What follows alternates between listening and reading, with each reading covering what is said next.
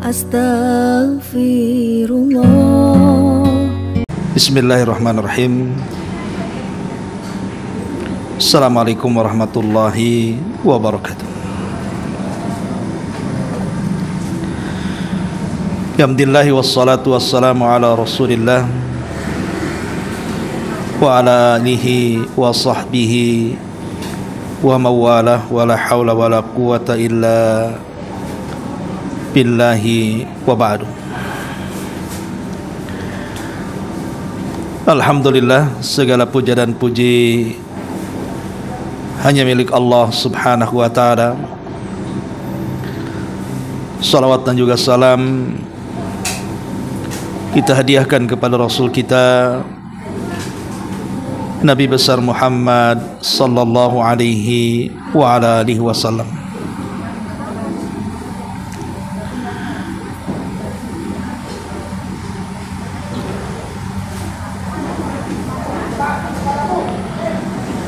Alhamdulillah, di sore hari ini karena informasi terakhir dari Ummu Reza, kitab sejarah yang kemarin kita akan kaji rupanya sudah habis atau tidak terbit lagi, dan saya sarankan kitab sejarah yang kita akan kaji mungkin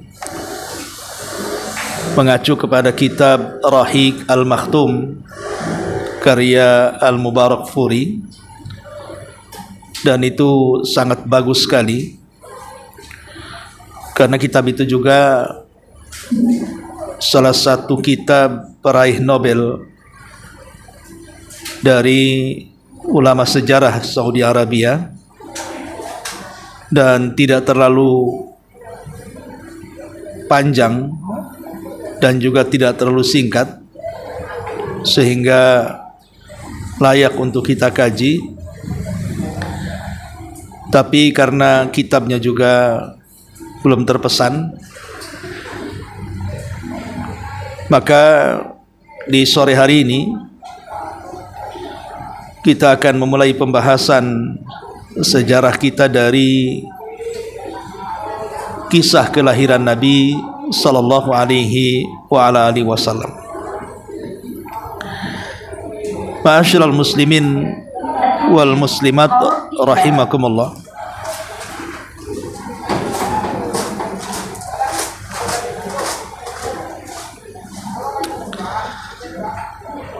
Tes satu. Ya. Baik, dari mana kita akan memulai kajian sejarah ini?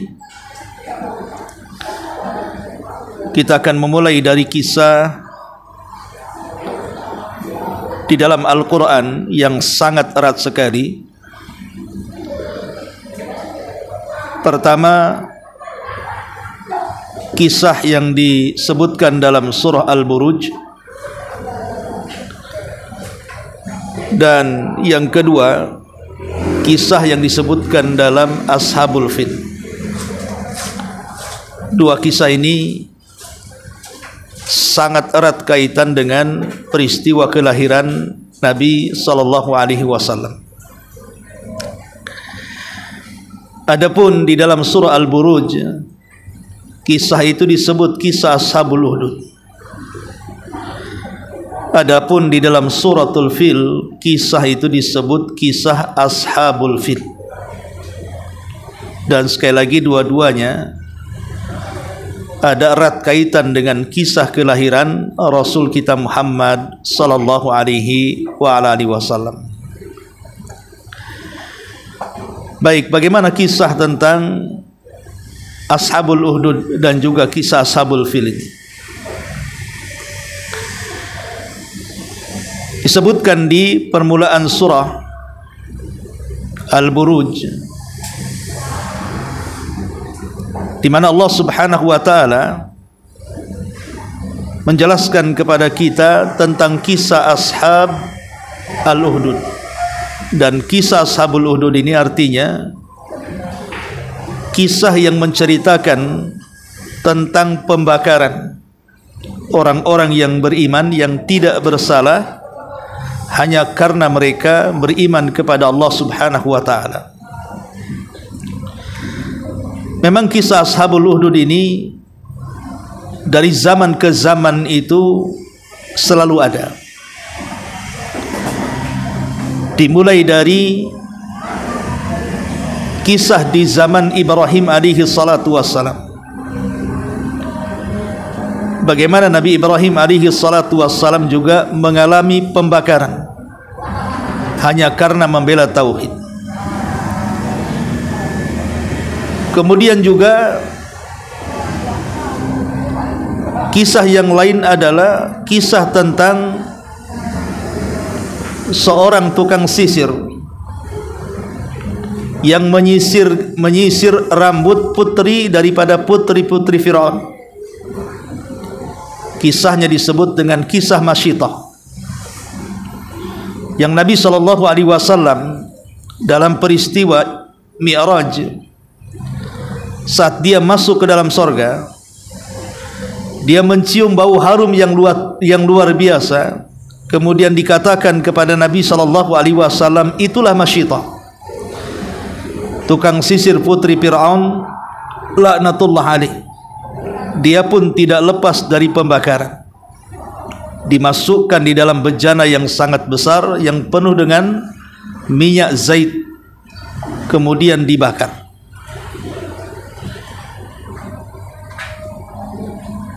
Kemudian juga kisah pembakaran itu terjadi juga pada kisah Ashabul Uhdud yang kita akan ceritakan. Bagaimana kisahnya? Di dalam suratul Buruj Allah Subhanahu wa taala berfirman, Qutila ashabul uhdud an-nari dzatil waqud idhum 'alaiha qu'udun wa hum 'ala ma yaf'aluna bil mu'minina syuhud wa ma naqamu minhum illa ay yu'minu billahil azizil hamid alladzi lahu mulkus samawati wal ar wallahu 'ala kulli syai'in syahid. Binasalah orang-orang yang membuat parit-parit berapi itu yang dinyalakan dengan kayu bakar, ketika mereka duduk-duduk di sekitarnya, sedangkan mereka menyaksikan apa yang mereka perbuat terhadap orang-orang yang beriman, dan mereka tidak menyiksa orang-orang yang beriman itu, melainkan karena orang-orang yang beriman itu beriman kepada Allah yang maha perkasa lagi maha terpuji, yang mempunyai kerajaan langit dan juga bumi, dan Allah maha menyaksikan segala sesuatu. Ma'asyiral muslimin wal muslimat rahimani wa rahimakumullah. Bagaimana kisahnya? Kisah selengkapnya ini sebenarnya dicantumkan dalam sebuah hadis, di mana hadis ini dikeluarkan oleh Imam Muslim dalam nomor urut hadis ke-3005 dari seorang sahabat Nabi SAW yang bernama Suhaib radhiyallahu anhu. Jadi kisahnya, dahulu di negeri Yaman ada satu daerah yang disebut dengan Najran. Dan Najran ini rata-rata masyarakatnya mereka beriman kepada Allah Subhanahu wa taala, beragama dengan agama Nabi Isa alaihi salatu wassalam. Karena di zaman itu tidak ada agama yang paling benar kecuali orang-orang Nasrani, karena Islam belum ada. Lah orang-orang Najran itu betul-betul memegang ajaran Nasrani, tapi ajaran Nasrani yang benar, yang tidak menuhankan Isa, tidak mengatakan Isa satu di antara tiga Tuhan, apalagi mengatakan Isa itu adalah Tuhan itu sendiri. Jadi mereka murni betul-betul mengikuti ajaran Isa bin Maryam, mentauhidkan Allah Subhanahu wa taala. Disitulah seorang raja memimpin negeri ini. Raja ini namanya Dhu Nuwas.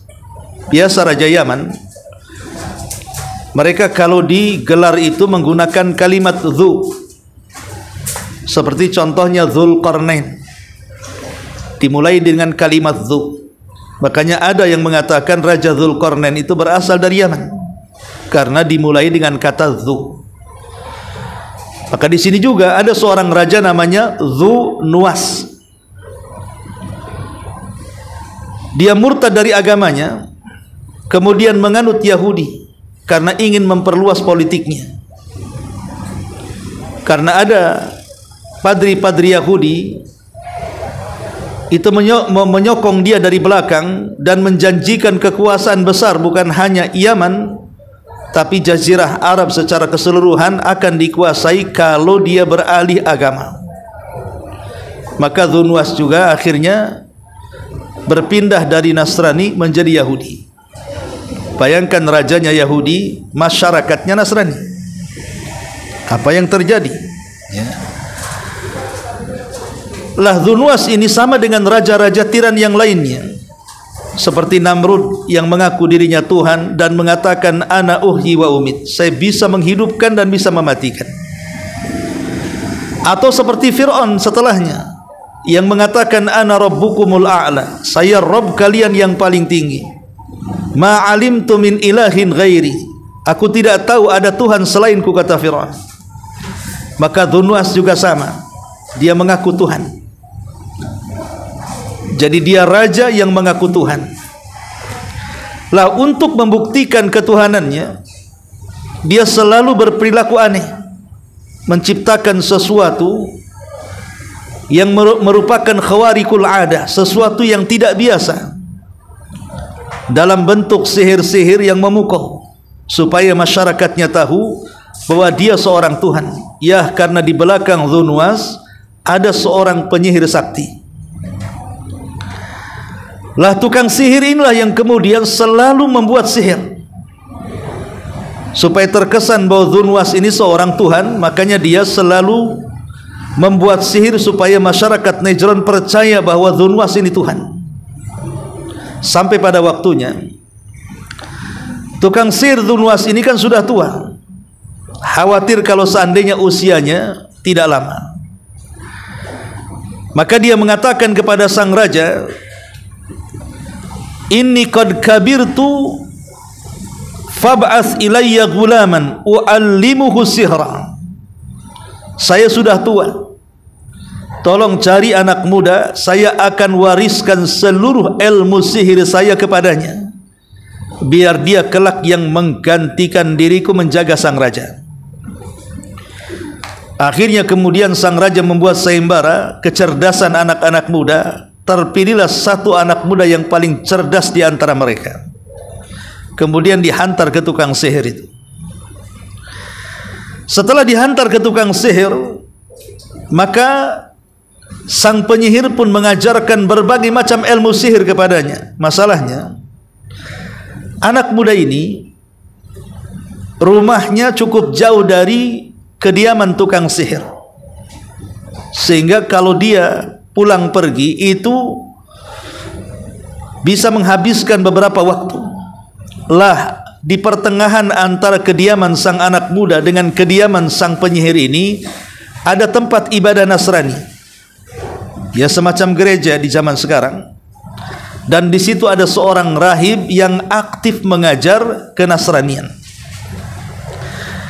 Jadi anak muda ini karena selalu lewat gereja itu atau kanisa itu, maka dia penasaran sebenarnya di dalam kanisa itu ada apa, karena selalu ada suara-suara yang keluar dari kanisa. Maka akhirnya anak muda pun memberanikan diri untuk masuk ke dalam kanisa tersebut. Kemudian dia mendengarkan apa yang dikatakan oleh sang rahib yang sedang mengajar orang-orang dalam kanisa itu. subhanallah, hidayah masuk ke dalam hati anak muda ini. Makin dia tertarik, makin duduk makin tertarik,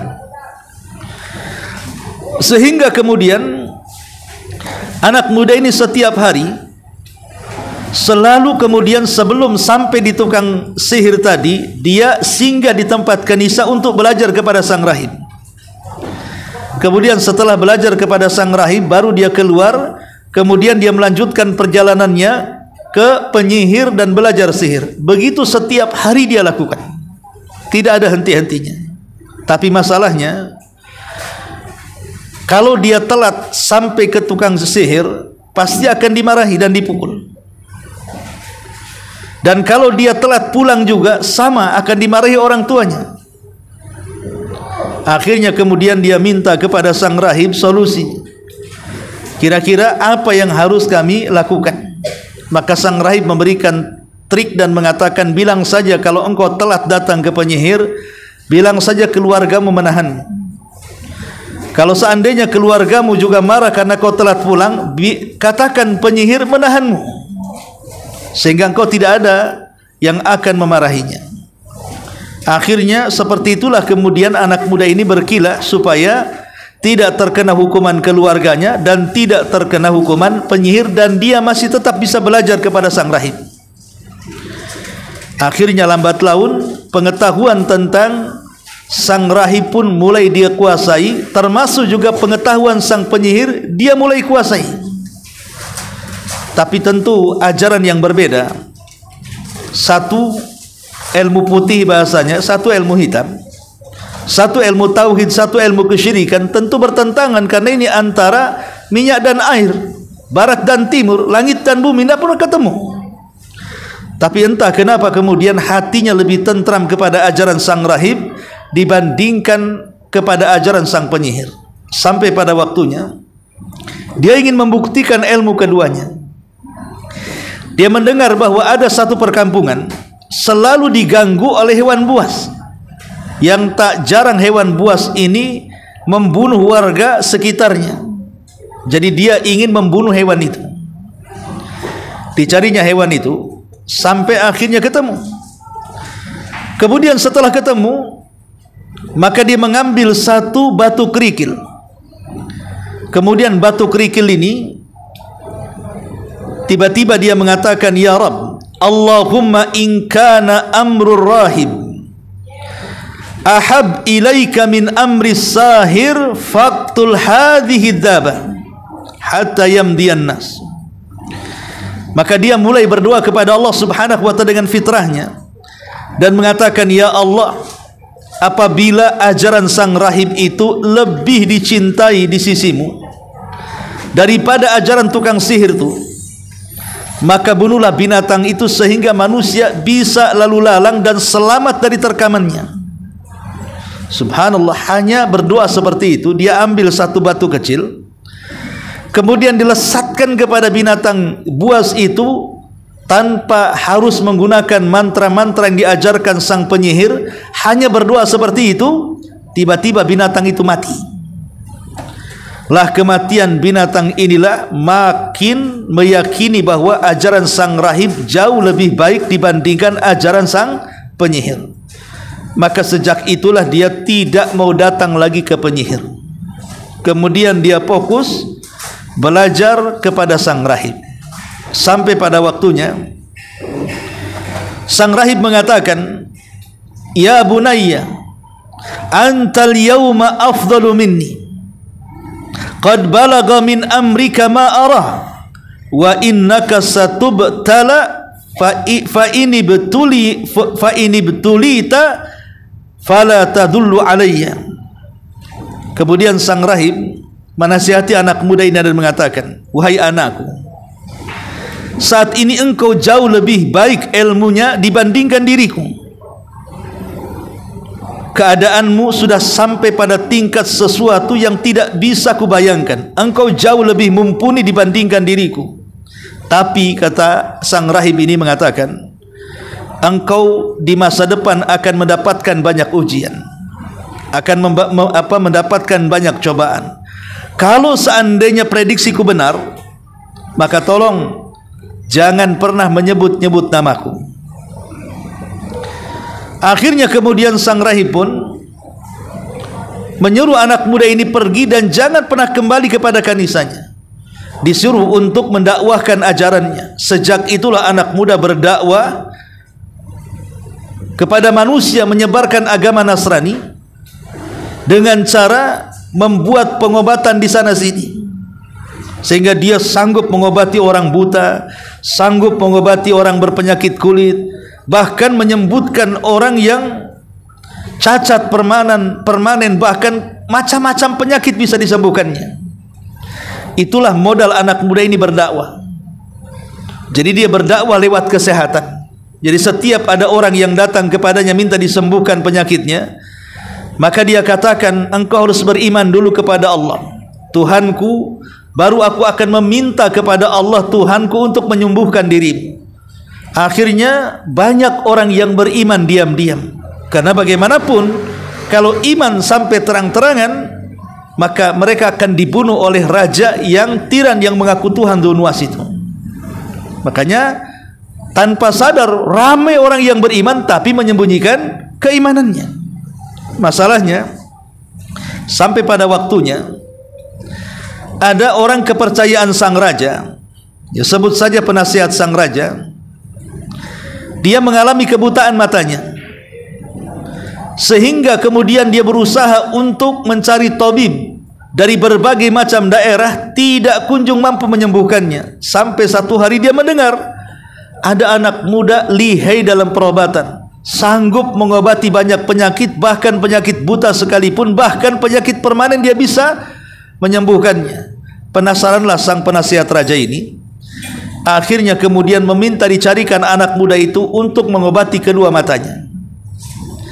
Setelah kemudian dicari dan ketemu, maka sang penasihat raja meminta kepada anak muda ini untuk disembuhkan penyakitnya. Tetapi kemudian anak muda ini mengatakan, innila ushfi ahadan innama yashfillah fa in anta amanta billah da'autullah fasyafak. Kemudian anak muda ini mengatakan, wahai sang penasehat, aku ini tidak pandai menyembuhkan siapapun. Yang menyembuhkan adalah Allah. Tapi jika engkau beriman kepada Allah Subhanahu wa ta'ala, aku akan meminta kepada Allah supaya penyakitmu disembuhkan. Entah kenapa kemudian sang penasihat raja ini sangat yakin dengan anak muda itu. Fa'amanna billahi fasyafahullahu. Dia pun beriman dan Allah pun sembuhkan kedua matanya. Akhirnya bisa melihat lagi. Ya. Satu hari ketika ada pertemuan sang raja, sang penasihat ini ikut duduk di samping sang raja. Sang raja heran, kenapa kemudian kedua matanya tidak buta lagi? Kenapa bisa melihat? Sehingga kemudian sang raja bertanya, man radda alaika basaru? Siapa yang mengembalikan pandangan?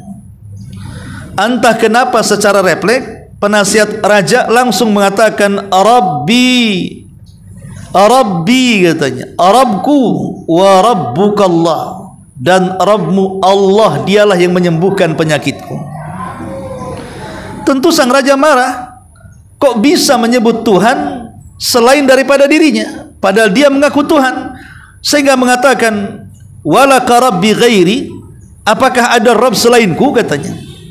Maka sang Perdana Menteri tetap mengatakan, ya Rabbi wa Rabbukallah, Tuhanku dan Tuhanmu adalah Allah Subhanahu wa ta'ala. Dari situlah kemudian dia pun marah dan mengatakan, tangkap orang ini, siksa sampai dia mengakui ketuhananku. Akhirnya dimasukkan ke dalam penjara, kemudian disiksa habis-habisan. Kemudian ditanya, siapa yang menyembuhkan penyakitmu? Karena tidak tahan dengan siksaan, maka dia mengatakan, yang menyembuhkan penyakitku adalah seorang anak muda. Sang raja Dzunwas marah dan mengatakan, tangkap anak muda itu. Tangkap anak muda itu. Akhirnya kemudian ditangkap. Setelah ditangkap, maka sang raja mengatakan, wahai anakku, bukankah engkau orang yang kupilih untuk belajar sihir ke penyihirku, dan engkau sudah sampai seperti ini sihirmu, mampu menyembuhkan penyakit ini katanya. Kata sang raja, bagaimana kalau seandainya irji an dinik, kembalilah dari agamamu, sembahlah diriku. Jadi sang raja meminta kepada anak muda itu, tinggalkan apa yang sudah kau lakukan, sembahlah diriku. Tapi anak muda ini tidak mau. Ketika tidak mau, kemudian sang raja curiga, ini pasti bukan gurunya sang penyihir, karena sang penyihir itu patuh kepada dia, pasti ada guru lain. Sementara sang rahib sudah mengatakan kepada anak muda ini, kalau terjadi sebuah musibah jangan menyebut namaku. Tapi karena tidak tahan dengan siksaan sang raja, akhirnya anak muda ini pun mengaku siapa yang telah mengajari kepengetahuannya. Dia mengatakan sang rahib. Kalau begitu tangkaplah sang rahib itu. Akhirnya dijebloskan 3 orang ini ke dalam penjara, sang rahib, anak muda sang tabib, dan juga sang pendana menteri ini. Kemudian raja pun ingin mengeksekusi mereka semuanya, memaksa mereka murtad, tapi 3-tiganya istiqomah. Akhirnya apa yang terjadi? Maka sang raja mengatakan kepada 3 orang ini, kalau tidak kembali kepada agamamu, menyembah diriku dan meninggalkan Tuhan kalian, maka saya akan gergaji kalian. Akhirnya kemudian 3-tiganya istiqomah. Kemudian sang raja pun fada'a bil minsyar, memerintahkan orang untuk membawa gergaji. Fawadha al minsyar fi mafriki ra'si fashaqqahu hatta waqa'a shiqahu thumma ji'a bijalisil maliki. Setelah sang raja kemudian memanggil tukang gergaji, datangkan si rahib itu katanya.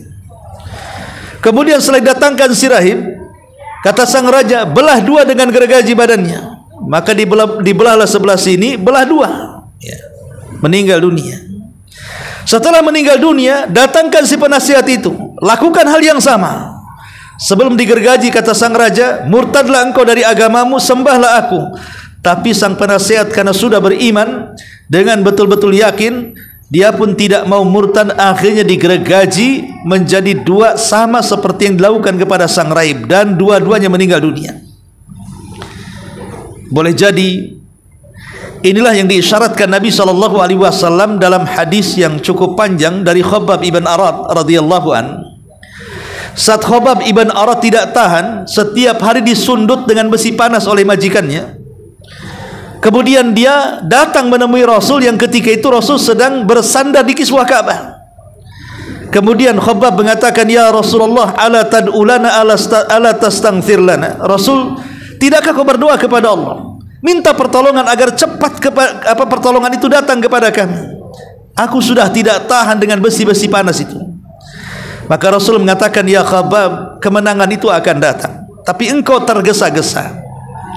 Ingat ya Khabbab, dahulu ada orang yang dikubur hidup-hidup tapi tidak melepas keimanannya. Ada orang yang kemudian dikelupaskan daging dari tulang mereka dengan sisir besi, tidak juga meninggalkan keimanannya. Dan juga ada orang yang digergaji dengan gergaji besi sehingga terbelah 2 badannya pun tidak meninggalkan keimanannya. Boleh jadi isyarat Rasul kepada kisah Ashabul Hudud, mengatakan ada manusia dulu ya Khabbab digergaji menjadi 2 tetapi tidak pernah meninggalkan keimanannya. Ya Khabbab, kemenangan akan datang kepadamu sampai orang-orang yang berjalan dari Son'a ke Hadral Maut tidak takut kecuali kepada Allah Subhanahu wa taala. Jadi Rasul sudah mengisyaratkan dari sabdanya kepada kisah Ashabul Hudud itu, dengan mengatakan dulu ada orang yang digergaji, badannya terbelah menjadi 2 tapi tidak pernah meninggalkan agamanya. Akhirnya kemudian kembali ke cerita sang raja ini. Kemudian setelah keduanya meninggal dunia, sang rahib dan sang penasehatnya, maka dia mendatangkan si anak muda dan mengatakan, irji an dinik, kembalilah dari agamamu, sembah aku. Tetapi kemudian dia pun enggan dan mengatakan, aku tidak akan menyembahmu, aku hanya menyembah Allah Subhanahu wa taala saja. Kemudian sang raja ingin memberikan hukuman yang berbeda, bukan digergaji dibelah 2, tidak. Dia ingin meminta kepada prajuritnya, bawa anak muda ini ke atas bukit, kemudian lempar dari atas supaya manusia tahu, orang-orang yang murtad dari agama. Maka kemudian sang raja pun memerintahkan beberapa pengawalnya untuk membawa anak muda ini ke atas bukit. Setelah di atas bukit, anak muda ini kemudian berdoa kepada Allah Subhanahu wa taala dan mengatakan, Allahumma kfinihim bima syi'ta. Ya Allah, Engkau pelindungku yang baik. Lindungilah aku dari mereka, terserah bagaimana caramu. Entah kenapa setelah dia berdoa seperti itu, gunung ini menjadi gempa, sehingga para pengawal sang raja semua jatuh ke bawah dan mati, dan anak muda ini selamat. Mengetahui anak muda ini selamat, maka sang raja meminta tangkap kembali anak muda itu. Akhirnya dicari dan ditangkap. Kemudian sang raja merintahkan bawa ke tengah lautan, lempar di tengah-tengah lautan gitu. Akhirnya kemudian pengawal-pengawal raja membawa anak muda terikat dalam perahu, kemudian dibawa ke tengah lautan. Sampai di tengah lautan, anak muda ini berdoa dengan doa yang sama, Allahumma kfinihim bima syi'ta. Ya Allah, lindungi aku, terserah bagaimana caramu. Entah kenapa perahu itu kemudian hancur di tengah lautan. Semua pengawal raja mati. Anak muda ini selamat dengan mengayuh bekas pecahan daripada kayu kapal dan berhasil ke tepian. Sehingga sang raja ini berkali-kali hendak membunuhnya, tetapi gagal. Anak muda ini merenung, saya lari kemana saja tidak mungkin bisa. Pasti sang raja akan mencari saya, menangkap saya, dan berusaha untuk membunuh saya. Maka dia meminta petunjuk kepada Allah, bagaimana caranya supaya dia menyelamatkan diri, atau kalaupun harus mati, mati dengan cara yang bermanfaat. Kemudian dia terpikir bahwa dia ingin mati, tapi kematiannya bermanfaat bagi seluruh manusia. Kemudian dia datang menyerahkan diri kepada sang raja dan mengatakan, sesungguhnya engkau ingin membunuhku sangat mudah sekali. Aku punya satu anak panah, kau siapkan busurnya. Kemudian syaratnya, kumpulkan manusia yang banyak, gantung aku di tiang salipan, kemudian arahkan panah itu persis di pelipis mataku.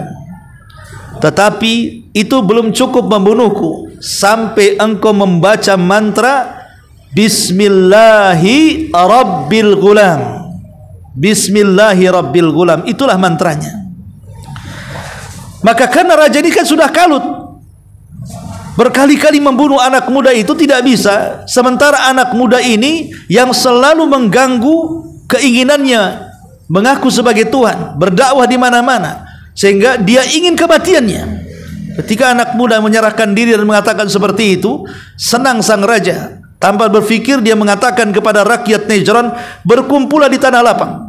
Al-Imam Ibnu Katsir rahimahullah ta'ala menyebutkan bahwa yang hadir di lapangan itu ada sekitar 20.000 lebih umat Najran berkumpul di lapangan itu. Maka kemudian anak muda itu digantung di tiang gantungan. Kemudian sang raja sudah menyiapkan busurnya dan anak panah sudah diberikan sang anak muda itu. Mulailah kemudian anak panah itu dilesatkan dari tangannya, seraya dia berteriak Bismillahi Rabbil Gulam. Melesatlah anak panah itu persis mengenai pelipisnya. Matilah anak muda itu. Ketika anak muda itu mati, entah dari mana, siapa yang mengomando, tiba-tiba para penonton, 20.000 penonton itu, mereka mengatakan amanna bi Rabbil Gulam, kami beriman dengan Rabbnya anak muda itu. Kenapa coba masyarakat Najran tiba-tiba mereka mengatakan seperti itu? Karena itu sebenarnya instruksi daripada sang raja. Sang raja tidak paham kalimat itu membatalkan ketuhanannya. Ketika dia mengatakan Bismillahirabbil Gulam dengan menyebut Rabbnya anak muda itu, aku lesatkan panah ini, berarti secara tidak langsung raja itu telah menggugurkan ketuhanannya dan mengakui Tuhannya anak muda itu. Makanya ketika sang raja mengatakan seolah-olah saya bukan Tuhan lagi, Tuhan yang benarlah Tuhannya anak muda itu, ya semua penonton mengatakan amanna bi Rabbil Gulam. kami beriman dengan Rabbnya. Anak muda itu, raja tidak paham, dia yang memobilisasi untuk orang-orang beriman kepada Allah Azza wa Jalla. Itulah taktiknya anak muda itu. Tapi ingat, ada sebagian orang-orang yang mereka melakukan aksi-aksi bom bunuh diri. Salah satunya mereka menganggap bahwa apa yang mereka lakukan itu sah berdasarkan dalil. Salah satu dalilnya anak muda ini. Jadi aksi-aksi teror yang digunakan para terorisme itu, yang meledakkan dirinya, mereka berdalil dengan kematian anak muda ini, karena anak muda ini kan menyerahkan dirinya untuk dibunuh. Tetapi ada satu hal yang mereka tidak pahami. Betul anak muda ini menyerahkan dirinya untuk mati, tetapi kematian anak muda ini menjadi 20.000 Nejran masuk Islam. Pertanyaannya, Anda yang melakukan aksi bunuh diri ini, berapa orang yang sudah masuk Islam? Satu. Yang kedua, yang ada Islam akhirnya dicap dengan cap yang macam-macam. Islam agama teroris, Islam agama sadis, Islam agama radikalis, dan begitu seterusnya. Bahkan kemudian banyak orang-orang yang kemudian lari dari Islam karena kemudian Islam menjadi diburuk-burukan dengan sebutan-sebutan seperti itu. Jadi tidak benar pendalilan bom bunuh diri dengan kisah Ashabul Ukhdud di sini.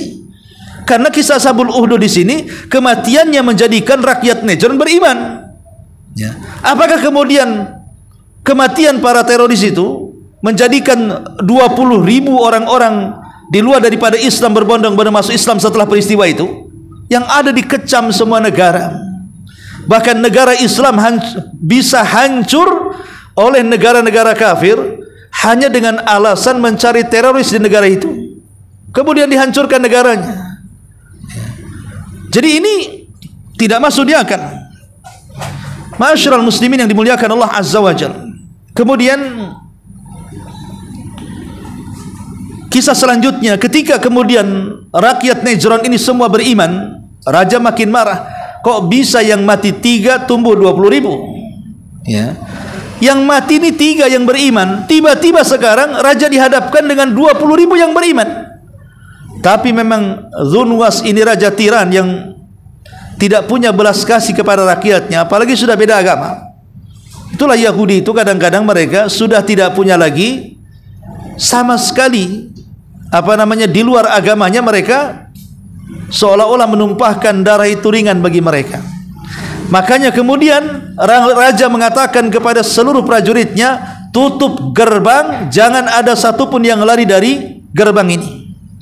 Akhirnya gerbang ditutup. Mau lari kemana masyarakat tanpa senjata? Kata sang raja, gali parit, letakkan kayu bakar sebanyak-banyaknya, bakarlah kayu itu senyala-nyalanya. Setelah kemudian terbakar nyala sampai meninggi setinggi istana, saking banyaknya kayu yang dibakar, maka raja menginstruksikan kepada setiap orang yang sudah mengatakan beriman kepada Rabb anak muda itu untuk masuk ke dalam api itu. Masuk ke dalam api atau akui aku Tuhan kalian. Subhanallah, Allah takdirkan sebanyak itu semua istiqomah dan tidak ada yang murtad. Kenapa? Coba rahasianya. Karena sesungguhnya mereka sudah beriman dengan Tuhan anak muda itu. Anak muda itu sudah lama melakukan praktik pengobatan dan berdakwah keliling. Cuman mereka menyembunyikan keimanan mereka. Ketika itu mereka harus menampakkan keimanannya. Maka tampaklah istiqomah. Guru mereka sudah meninggal, anak muda itu. Lalu apa yang mereka inginkan? Tentu mereka mencari qudwah, mencari uswah, kan itu ya. Kalau setinggi anak muda itu siap berkorban untuk agamanya, kenapa kami tidak? Makanya satu-satu masuk ke dalam api. Sampai ada seorang wanita menggendong bayi, sempat ragu-ragu karena bayinya bicara dan mengatakan, ketika itu bayinya ketika akan dilempar oleh prajurit, kemudian prajurit mengatakan, sebaiknya wahai wanita kau sembahlah si raja itu supaya bayimu selamat. Tapi bayi ini mengatakan, jangan pedulikan ucapan dia, lemparkan badanmu ke dalam api, nanti kita akan berjumpa di sorga. Dari situ kemudian tidak ada yang tersisa satupun kecuali masuk ke dalam api dan terbakar. Makanya kisahnya disebutkan dalam surah Al-Buruj sebagai kisah Ashabul Ukhdud. kisah pembakaran dalam parit api orang-orang yang beriman. Itulah kisahnya. Ya. Tetapi Allah Subhanahu wa taala berfirman, "Wala tahsabannallaha ghafilan amma ya'malu zalim."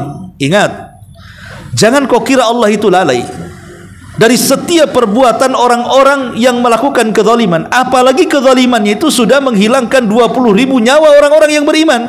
Tentu Allah tidak mungkin biarkan kezaliman begitu saja. Karena juga Rasul mengatakan, "Ma min dzambin ajjalallahu uqubatahu fid dunya qabla al-akhirah al-baghi wa qati'atur rahim." Tidak ada dosa yang disegerakan azabnya di dunia sebelum akhirat melebihi dosa kezaliman, kata Nabi. Allah takdirkan dari 20.000 orang itu, rupanya ada satu orang yang selamat. Entah bagaimana caranya selamat satu orang ini, saya lupa namanya. Ya. Dia selamat.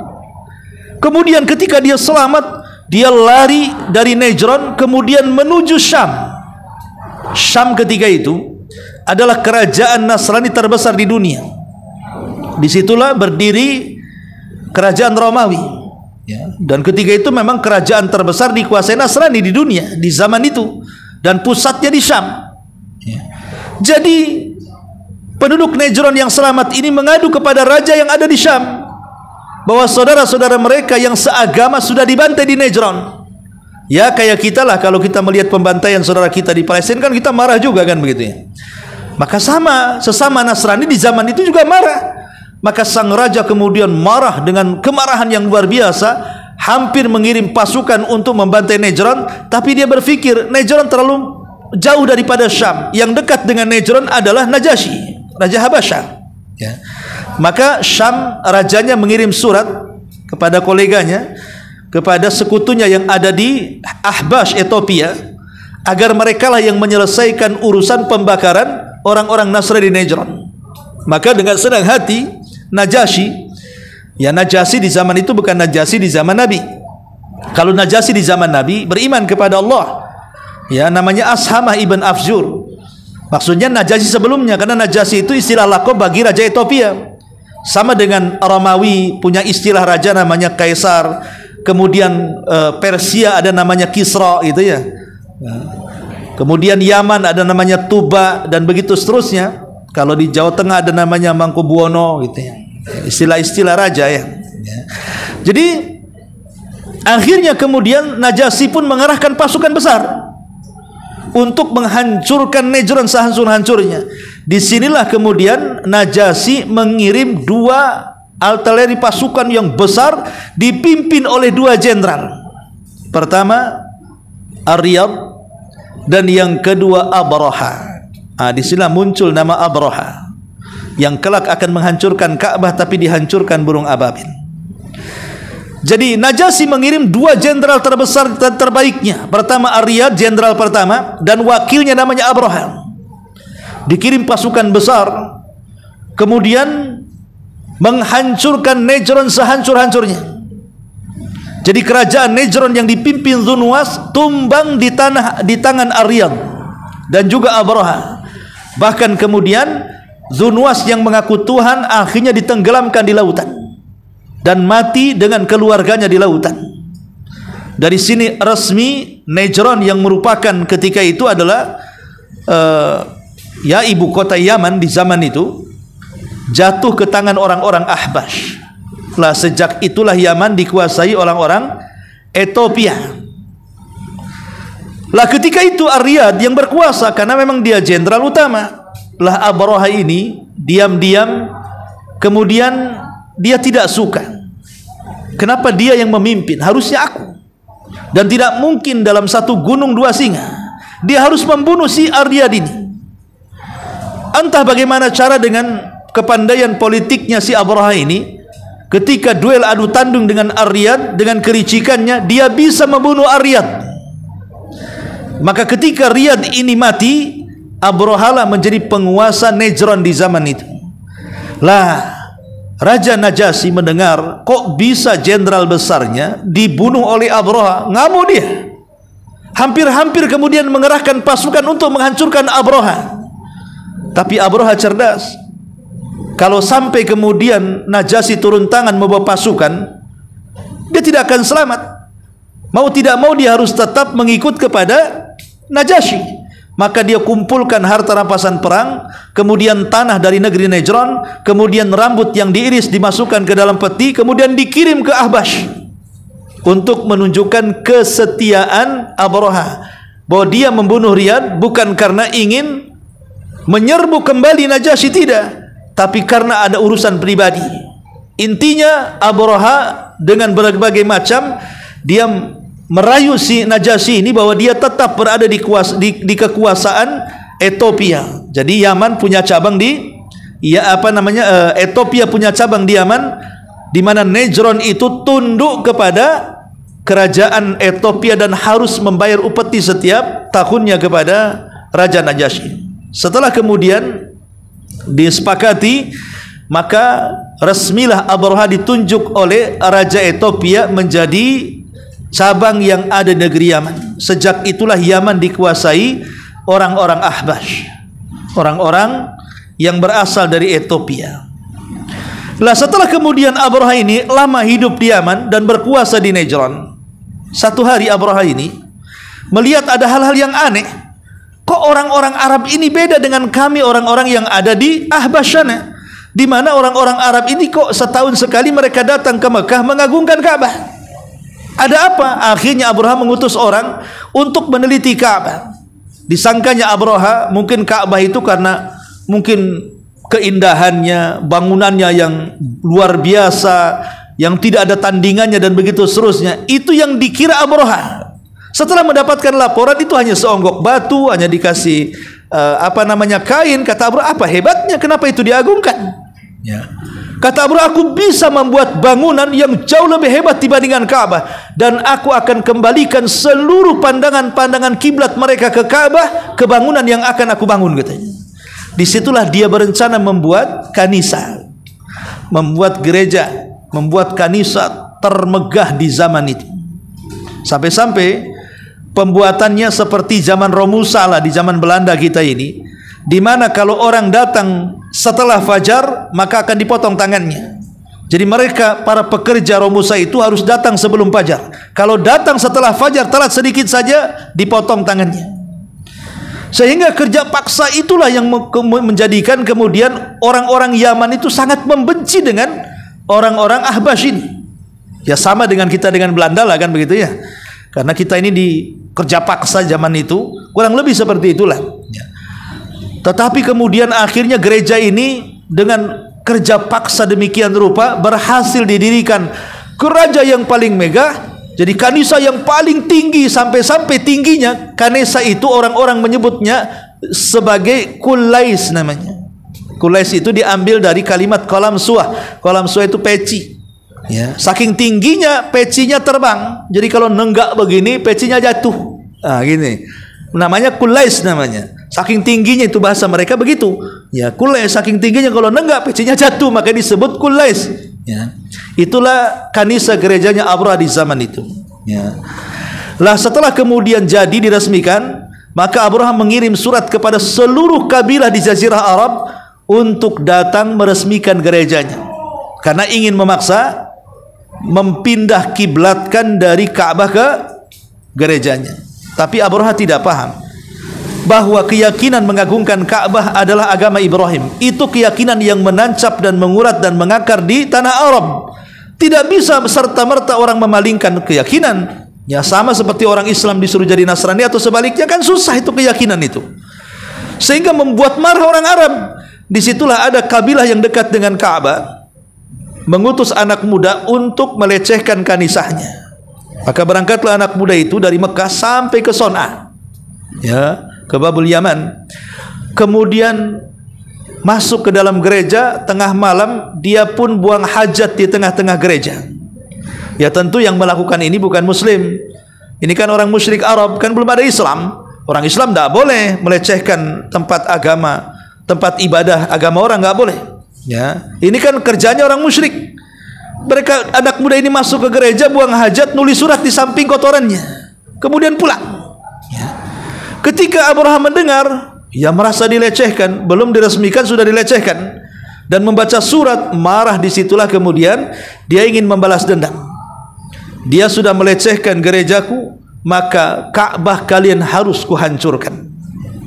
Disitulah dia mengirim surat ke Ethiopia agar Raja Najasyi mengirim gajah-gajah untuk menghancurkan Ka'bah, karena orang Arab tidak kenal gajah, nggak ada gajah di zaman itu.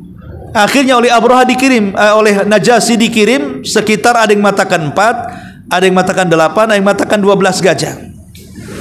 Fungsinya gajah-gajah itu apa? Umpamanya ini Ka'bah ini kotak, ya.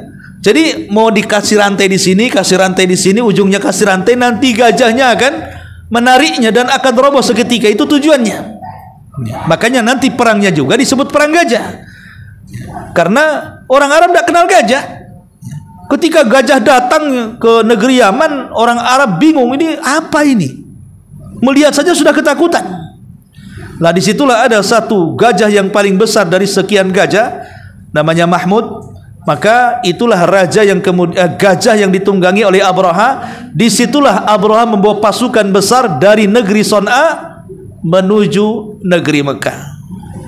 Bagaimana kisahnya masih panjang, ya, karena sudah sore. Ya, saya kira ini yang bisa sampaikan. Saya kira tidak ada pertanyaan, kita nunggu sampai datang kitabnya. Subhanakallahumma bihamdika asyhadu an la ilaha illa anta astaghfiruka wa atubu ilaik. Allahu taala alam. Assalamualaikum warahmatullahi wabarakatuh.